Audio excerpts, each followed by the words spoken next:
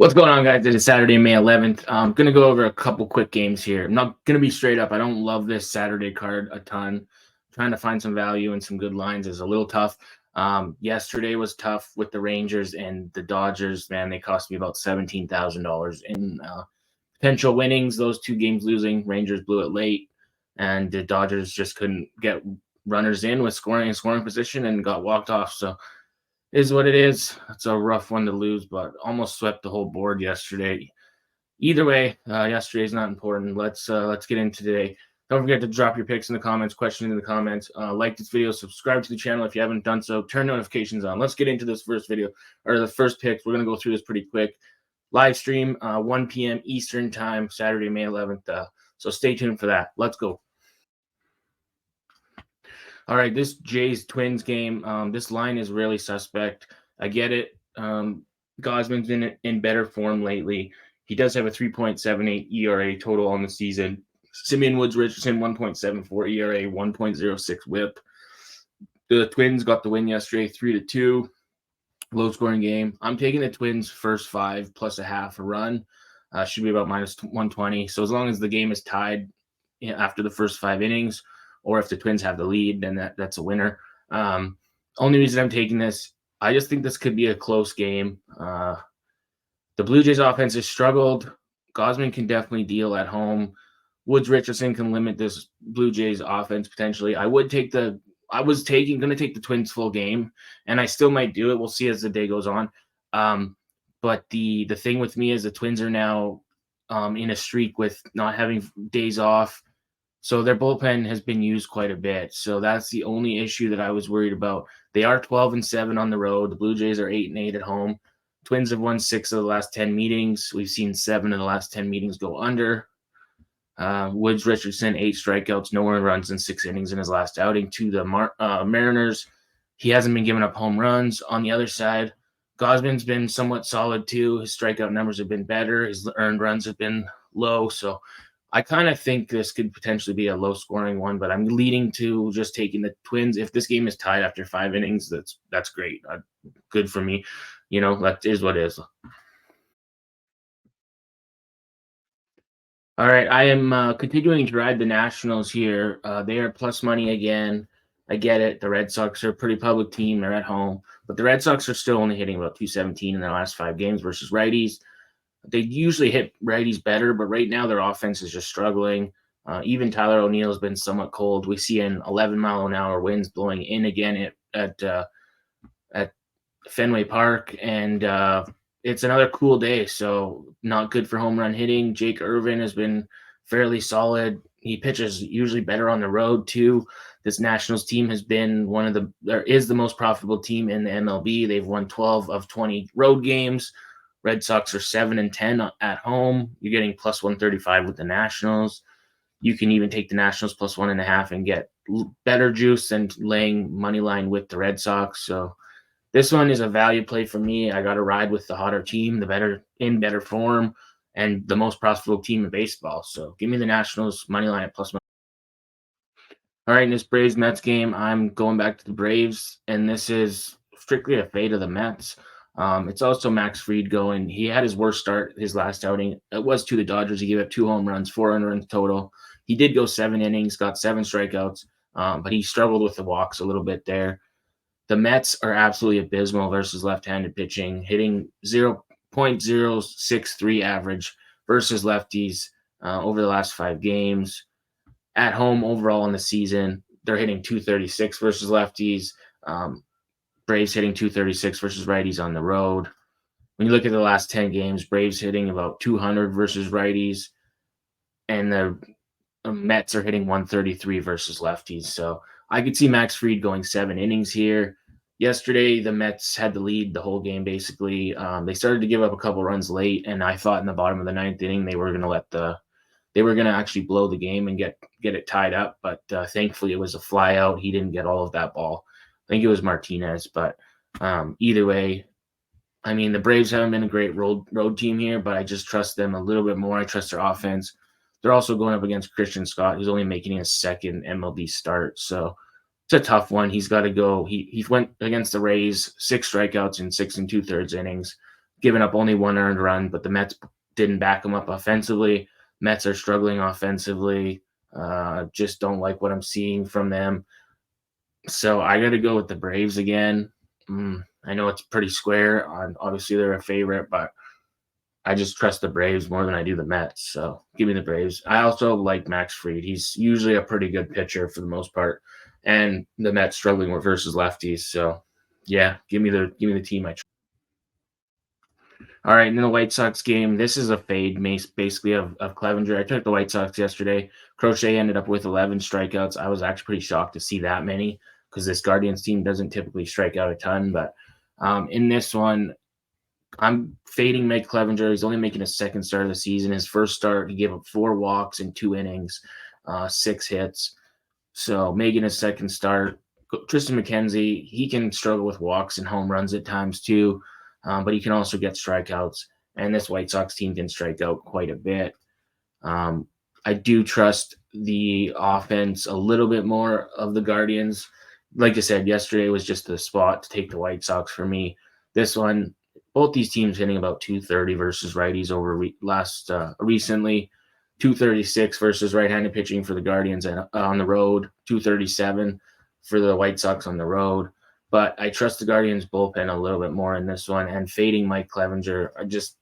I think the Guardians get one back in this one after losing. I think it was 6-3 yesterday or something like that.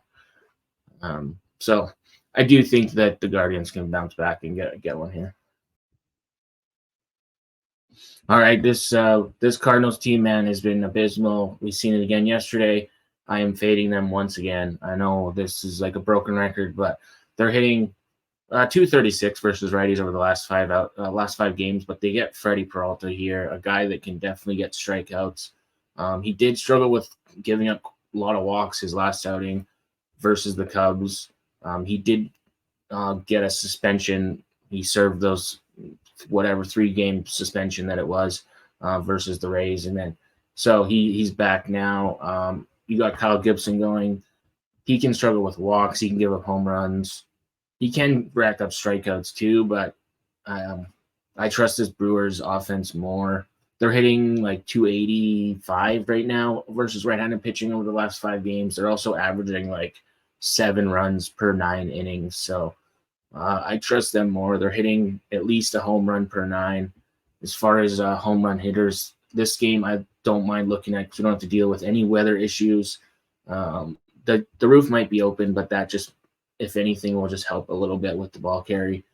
Contreras on the Brewers side, 5 home runs batting .349. Adame, 6 home runs batting .283. Hoskins, 7 home runs batting .245. Christian Yelich, 3 home runs batting .286. I like a lot of the guys on this. Gary Sanchez I also like too. He's got 2 home runs batting .227.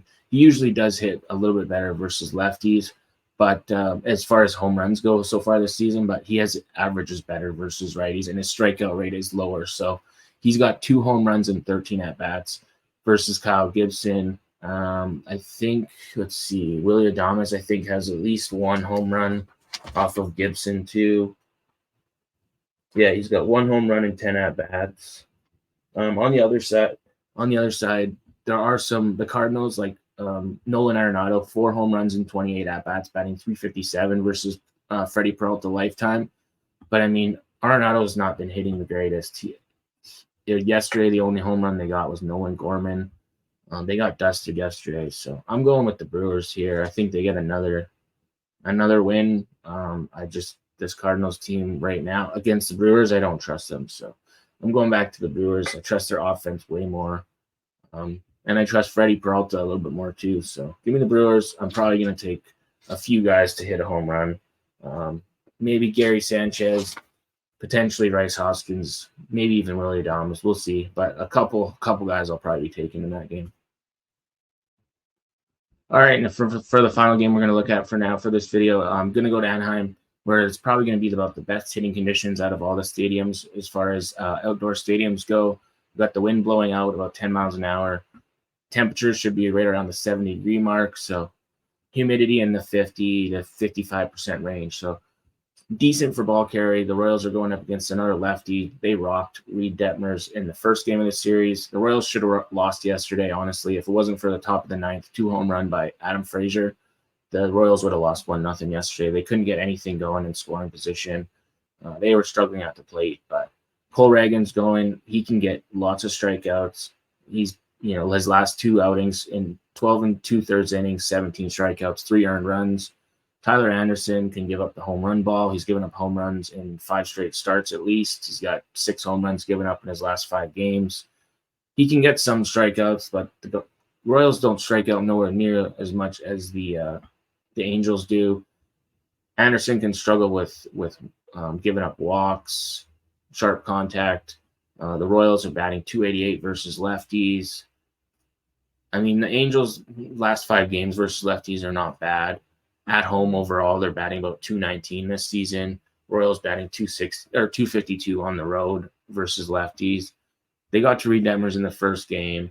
I trust the Royals more. Other than Joe Adell for the Angels, their offense has really not been doing anything. So Joe Adell, Kevin Pillar wasn't bad versus lefties in that Pittsburgh series, but I just don't. Joe Adell, 2 home runs, batting .350 versus lefties. He hit a home run yesterday, the only run for the Angels. And then I don't mind Salvador Perez, a 1 home run, batting .367 versus lefties. Vinny Pasquantino batting .333 with a home run. Blanco's got a home run with only 12 at bats, but I just trust the Royals more in this one. So give me the Royals in the late night spot, hoping they can get this one done again. I'm hoping for a not as a close game. Hope they just get out offensively. We see some home runs. I might be on Pasquantino and Perez to hit home runs in this game. Like I said, if I'm taking an Angel right now to hit a home run, it's Joe Adell or nobody. So, and that's pretty much all I got for today. This long shot parlay is pretty much a whole day sweat. Twins plus 1.5 for the full game. The Braves money line. The Nationals plus 1.5. Nationals money line. You could take Nationals plus 1.5 and water this down a little bit. This is a long shot parlay. We got a couple dogs in here, a couple favorites. Plus 2,452, so 25, almost 25 to 1 on your money. Again, yesterday we hit 4 out of 6, so these are hard to hit for sure. But I've hit lots of them this year, so it is possible. Brewers, Royals, and Guardians. 3 teams yesterday that we took. We're taking them to win again. Taking the Guardians to bounce back. Taking the Nationals to keep it rolling. Hopefully they do. Like I said, you can take the Nationals plus 1.5 for a little bit of insurance and a little bit less payout. And then the Braves, I just trust them more. And the Twins plus 1.5. If the Twins lose, I'm hoping they just lose by 1 run and it's a close game. I do kind of anticipate that game being close. So that's the long shot parlay as of this moment. Haven't seen lineups or nothing yet. Going to be doing a live stream as the day goes on. It's at 1 p.m. Eastern today. Go over some more games, try to find some other stuff as more information comes out. So we'll see if anybody wants to join that. But I'm going to end this video here so you guys can get it before it's too late. Thanks as always for watching. I will see you guys in the next video and or on the live stream. Thanks for watching. Peace out.